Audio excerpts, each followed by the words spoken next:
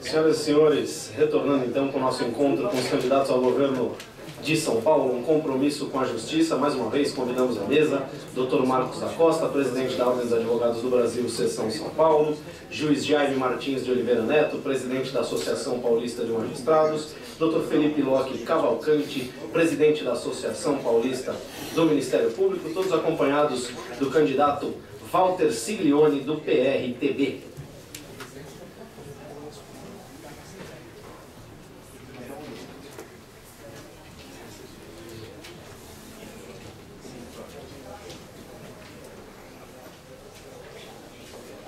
Para apresentar o candidato Walter Siglioni, com a palavra, Dr. Felipe Locke Cavalcante.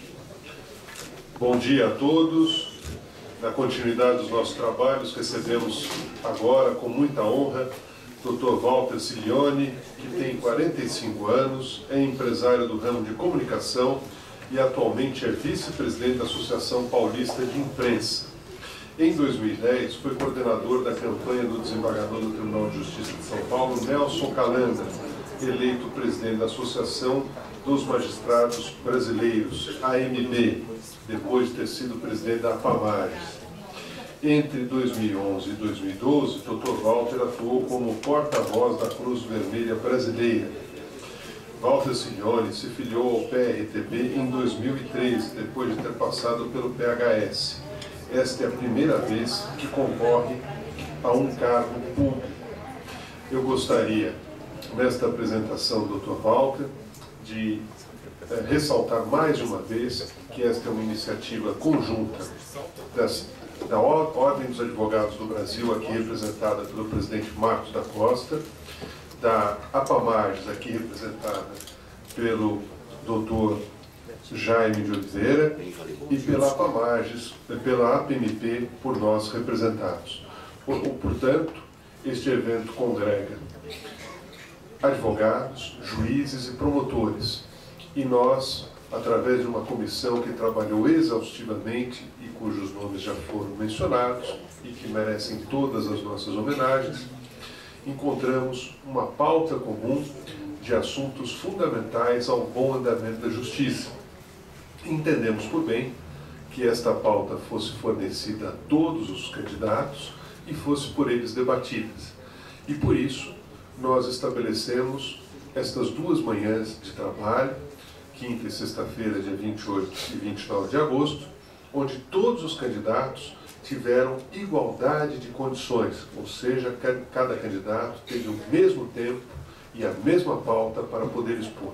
E para divulgar isso, nós encaminhamos todo esse material à imprensa, bem como colocamos links de acesso nos sites das associações e da Ordem dos Advogados, da APAMAGES, da PMP, e fizemos a transmissão online, ao vivo, para todos os advogados, juízes e promotores, de modo que este é um trabalho que abrange todo o Estado de São Paulo e toda a comunidade jurídica, ou seja, todos aqueles que lidam diretamente com a justiça têm acesso aos compromissos, porventura firmados pelos candidatos neste evento, de modo que nós entendemos que essas entidades, com isto, cumprem o seu papel social e encaminham à sociedade propostas importantes para que os candidatos possam ser conhecidos e o eleitor possa votar melhor. Com isto, retorno a palavra ao mestre de cerimônia. Muito obrigado. Candidato Walter, nós informamos que o senhor terá 20 minutos sem tolerância para falar sobre os seguintes assuntos: a indispensabilidade do advogado para a justiça, democratização do Poder Judiciário e do Ministério Público, eleições diretas, autonomia orçamentária, precatórios, litigiosidade do Poder Público, sistema carcerário, justiça estadual e pacto federativo. Aos 18 minutos, o senhor será avisado sobre seu tempo. O senhor terá mais 5 minutos para considerações finais sobre assuntos de sua livre escolha. Aos 4 minutos, será novamente avisado sobre seu tempo. Durante toda a explanação dos candidatos, não será permitida a manifestação da plateia, não haverá debates e nem perguntas. Ao final da apresentação, cada candidato concederá uma entrevista ao vivo, que será transmitida pelos sites da OAB, APAMAGES e a PMP, e após participarão de uma entrevista coletiva no primeiro andar. Candidato Walter, convido à tribuna O senhor tem 20 minutos a partir de agora para apresentar suas propostas, atendo-se exclusivamente aos temas da pauta.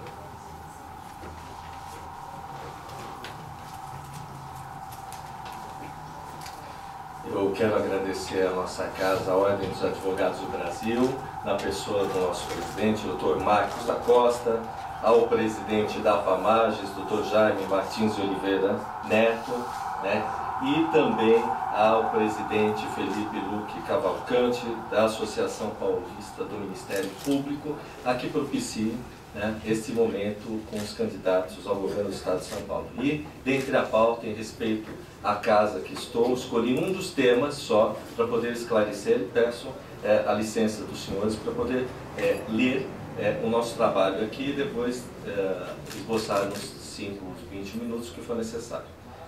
Obrigado, presidente. A proclamação da independência brasileira em 7 de setembro de 1822 foi um passo decisivo para o início da organização do Estado brasileiro, tornando-se um dos fatos históricos mais importantes no nosso país, marcando a conquista da autonomia política. Declarada a independência do Brasil, muitos avanços foram alcançados. Nesse sentido, o judiciário brasileiro ganhou destaque. Ao longo desses 192 anos de independência, o Poder Judiciário deu um grande passo na conquista de sua autonomia. Sua importância como um verdadeiro poder da República configura-se a partir da promulgação da Constituição de 88. O Supremo Tribunal Federal, criado e organizado em outubro de 1890, passa a figurar como guardião do texto constitucional e órgão de direção do Estado, ao lado dos poderes executivo e legislativo, constituindo-se em um tribunal com a preocupação e a missão de consagrar o respeito e garantir a efetividade dos direitos fundamentais em defesa da sociedade e do Estado de Direito. A democracia pressupõe a independência dos três poderes, judiciário, legislativo e executivo. Apesar do Poder Judiciário se apresentar independente, com autonomia funcional, administrativa, financeira e com as garantias da magistratura respeitadas, assistimos hoje à ingerência dos poderes legislativo e executivo no judiciário. E essa anomalia tem que cessar. Em que se pese a autonomia estar intimamente ligada à tripartição dos poderes, a questão financeira não está muito bem independente, pois sempre e sempre depende primeiramente do Poder Legislativo, que ao receber a proposta orçamentária do Poder Judiciário, muitas vezes corta gastos necessários e que, por não conhecerem os legisladores, leis, deputados estaduais, os trabalhos a serem desenvolvidos e atrelados à proposta orçamentária enviada pelo Poder Judiciário, comprometem a prestação da tutela jurisdicional do Estado. E o cidadão é quem perde com corte dos valores apresentados para a execução. Com isso, o Poder Judiciário fica engessado e não exerce na plenitude sua independência. Em 2012, a proposta orçamentária enviada ao Poder Legislativo concedeu 6.865.359.102 reais para o Poder Judiciário, seja, quase a metade do que foi solicitada pelo Tribunal de Justiça de São Paulo, proposta apresentada após consultas e audiências públicas com as entidades representativas, servidores, OAB, ao GESP, deputados, inclusive que já haviam se manifestado no sentido de que a proposta original fosse respeitada. Esqueceu-se os membros, ao reduzirem a proposta orçamentária, que cometeram uma afronta ao Estado democrático de direito e, portanto, à democracia. Com efeito, isso se reflete e acarreta na desestruturação do Poder Judiciário. A culpa pela morosidade da justiça e a cumplicidade, o estímulo à violência, tem por responsáveis aqueles que reduzem o orçamento do Poder Judiciário, porque a morosidade tem, dentre as causas, o desaparelhamento da estrutura, fruto da desígnio governamental, que muitas vezes responsabilizam o advogado, que é uma inverdade. Urge que os poderes constituídos tenham consciência e reconheçam que a proposta orçamentária enviada pelo Poder Judiciário é elaborada e trabalhada para que todos os serviços inerentes à sua atividade estejam contempladas, inclusive a possibilidade do aumento de salário de nossos servidores do Poder Judiciário que há tempos não tem reposição, aumento real e um aumento real do salário. Não há plano de carreira, não há qualquer incentivo ou perspectiva de melhoria. A maioria dos servidores do Poder Judiciário está se aposentando por não suportar o arroxo e descaso das autoridades, que se pese o esforço e o esgotamento físico e mental a que são submetidos e devem assim serem reconhecidos com gratidão e excelência por seus trabalhos. Mas isso não enche barriga, não paga contas. É preciso aumentar o salário dos servidores, portanto. Vejam, senhores, no ano corrente, os servidores da Justiça do Trabalho deflagraram greve pela segunda vez por aumento de salário, a que se pese que suas condições salariais estarem muito melhores do que os dos servidores estaduais. O processo digital eletrônico, que teria por finalidade a rapidez na prestação da tutela jurisdicional do Estado, está sendo comprometido com os mesmos vícios do processo físico. Necessário, portanto, apresentar condições salariais atrativas de mercado que aumentem a expectativa dos servidores sob a pena de ocasionar um dano maior ao cidadão e aos jurisdicionados. Os responsáveis pela elaboração da proposta orçamentária do Poder Judiciário a ser enviada ao Poder Legislativo deverão contemplar aumento de salário aos servidores sob pena de, frise-se, a prestação da tutela estar comprometida e tornar-se falácia a autonomia e independência do Poder Judiciário. Paralelamente ainda, entendemos que a indicação e aprovação dos membros dos tribunais superiores deverão ocorrer mediante eleição direta, escolhido entre os profissionais do direito, advogados, juízes, procuradores federais, estaduais e municipais, promotores de justiça, e uma vez realizado, o vencedor deverá ser homologado e referendado pela autoridade constitucional para assumir os cargos a que foi eleito, para se evitar a ingerência do Poder Executivo no Judiciário, no que vimos recentemente e temos assistido inquietos e perplexos. Essas são as considerações que entendemos data máxima vênia necessária para uma efetiva e tão sonhada autonomia do Poder Judiciário. Presidente, nós escolhemos um tema só, que achamos no nosso partido que cada área, e tenho colocado bastante, cada área sabe como tratar. O Estado tem um Poder Judiciário que plenamente sabe trabalhar suas verbas e não precisa ficar passando pires ao nosso governo para poder exercer suas funções. Acreditamos que o advogado e com todos na Justiça trabalham em benefício à população, né? E na nossa proposta vamos defender até o fim das eleições esta autonomia que o Poder Judiciário possa manusear suas verbas de forma clara, como faz, em prol do cidadão, em prol da cidadania.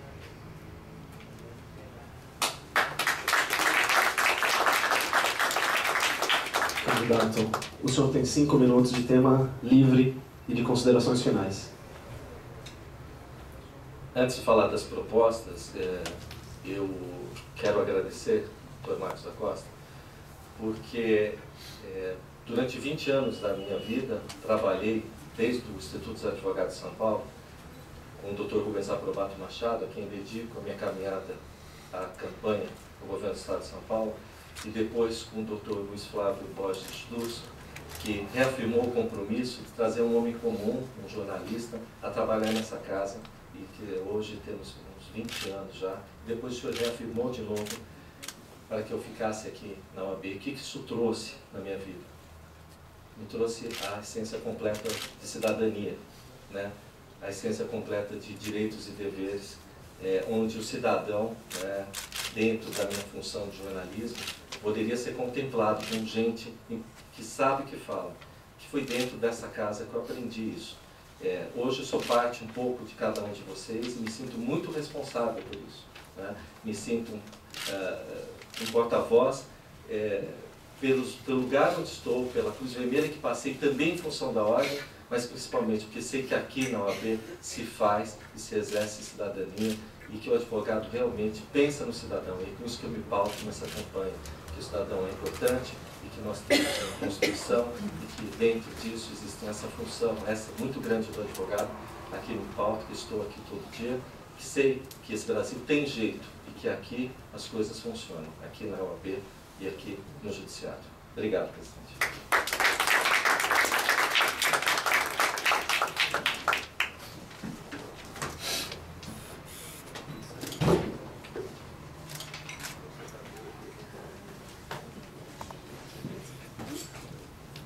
Nós agradecemos ao candidato Walter Siglioni. Para promover o encerramento de mais essa apresentação, mais uma vez com a palavra, Dr. Felipe Locke Cavalcante. Muito obrigado a todos. Gostaríamos de agradecer ao Dr. Walter Siglioni pela sua exposição absolutamente coerente, objetiva e centrada nos temas propostos. É uma honra muito grande para as três entidades recepcionar o Dr. Walter na nova sede da OAB, nesta semana que comemoramos a inauguração dessa sede, tão bem produzida pela gestão do Dr. Marcos da Costa, e hoje é um momento especial, pois podemos ter aqui o Dr. Walter Siglioni, um dos candidatos a governador, que por uma coincidência é uma pessoa que tem colaborado em muito com a advocacia, com o estudo dos advogados e, portanto, com a justiça brasileira há bastante tempo. E eu agradeço imensamente a presença do Dr. Walter, parabenizo pela sua exposição e desejo, como a todos, desejei muito sucesso nessa caminhada em favor da justiça, pois a justiça é um bem comum e que muito caro a todos nós, o fato este plenamente demonstrado pela união das três entidades.